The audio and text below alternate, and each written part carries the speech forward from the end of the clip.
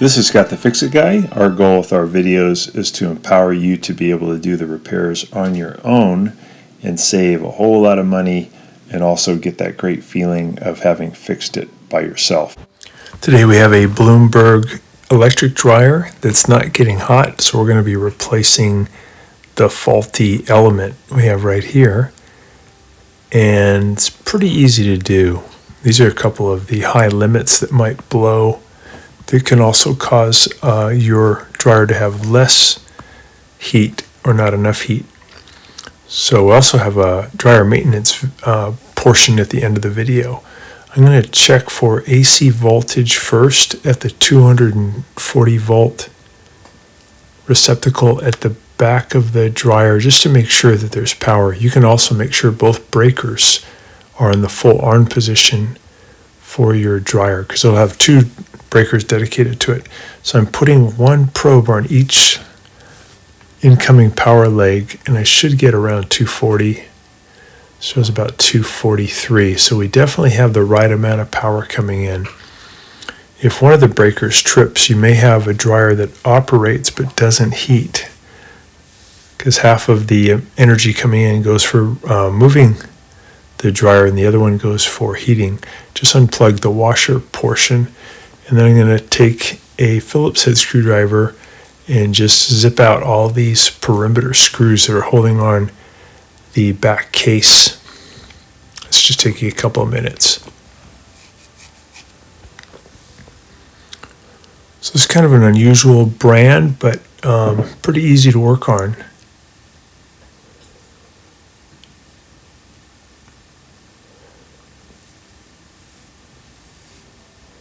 It's always good, though, to check both breakers to make sure they're fully on. Kind of reset those two would be good, just to make sure you have the right amount of voltage coming into your dryer. Okay, so we have it unplugged. We're now going to take out a couple of Phillips head screws that are holding on the element. One here in the upper left-hand corner, one in the lower right-hand corner. And then we have to take out the electrical receptacle. I'm just using a camera to get a good picture of the two plugs that go on the other side of this white plug that we see. We can't see the back of it, but the picture allows us to see there's two plugs there. And we just have to reach in and wiggle those out. We have a nice access hole here in the lower left corner, so it's easy to put the hand in there and just wiggle those out. There's one, two, there we go. So the small one goes at the top and the bigger one goes at the bottom. So we're just pulling this out of its tabs. Now the element is loose. Can lift up on the one here on the left-hand corner, kind of lift up, get that out. And we're going to grab this plug and get it out. I tried just pressing it on the tabs to get it out, but it was pretty stubborn. So I finally just used a pair of vice grips, which give me a lot of leverage, and pulled it out. I'm going to test the high limits here by doing a continuity test. And I should be able to hear when I put the probes on either leg of the high limit. I should hear a beep. In the bottom one I get a beep, but not the top one. So that one's tripped. That's why we're only getting half the heat. You could theoretically just replace this high limit because the element might be okay. To test the element, you can just put a probe on either side of each of the elements and you should get a beep.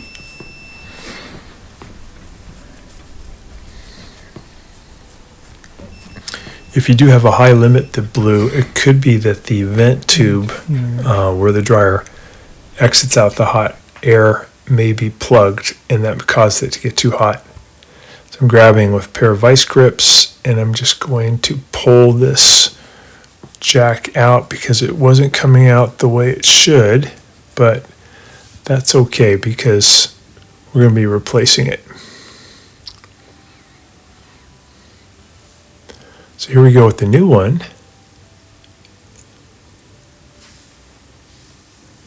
see that this one goes down in the upper left-hand corner to lock the element in. And prior to that, though, you want to take this tab in the lower right and put it into its slot, and then do the one in the upper left-hand corner, push it in and then down to lock it in.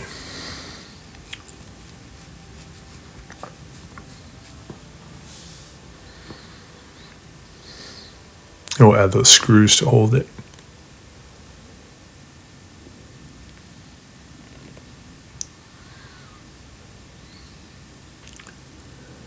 So now we're going to push that plug into the firewall, into the cabinet, and now we're going to put the plugs into that. You can use your old one as a reference how that works. So I can put the little one in first, that goes on the top. I can kind of feel it. Just make sure when you put that plug in, you push it all the way in as far as it'll go. Kind of wiggle it in. And we'll do the bigger one that goes below it.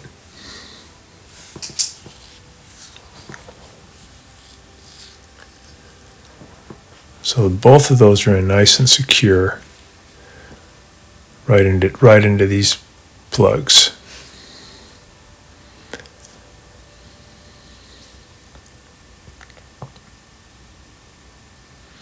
Little one on top, bigger one at the bottom. So go ahead and put in the Phillips head screws to hold that element back on.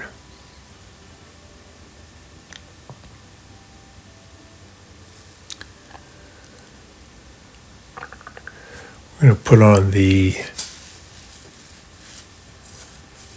cowling, the vent cowling again, and it's got to be a really good seal so the heat doesn't escape. So it has a little rubber gasket, and it has a bunch of Phillips head screws. We're going to put those all back in and get them tight.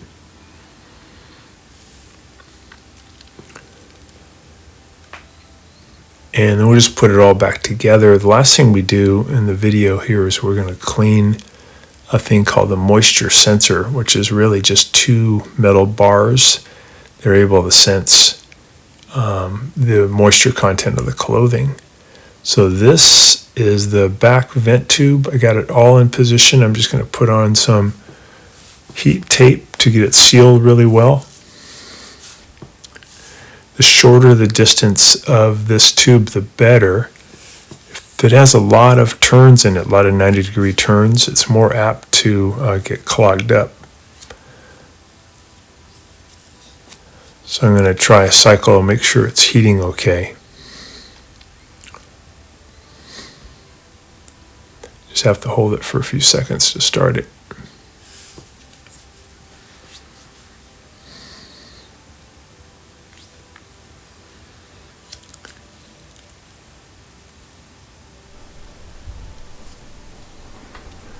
It's good to try a couple of the cycles, the time dry cycles and maybe the regular cycle, just to make sure it's heating up fine. So the problem before was it was heating but not enough because I think one of the elements wasn't working. So I can feel it's nice and hot now. I'll go ahead and clean this filter. This is a really fine mesh filter, kind of like we see in the German models, like with the Miele and the Bosch.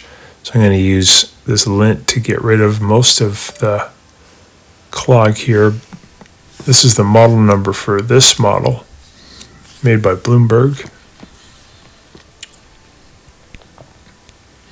And what I'm doing now is just cleaning this a little bit better by using, I used a old toothbrush and some detergent and hot water, and then I'm just drying it out. But you want to get this so clean that it looks kind of like a white stocking, no gray color, and then the air can flow through there really well.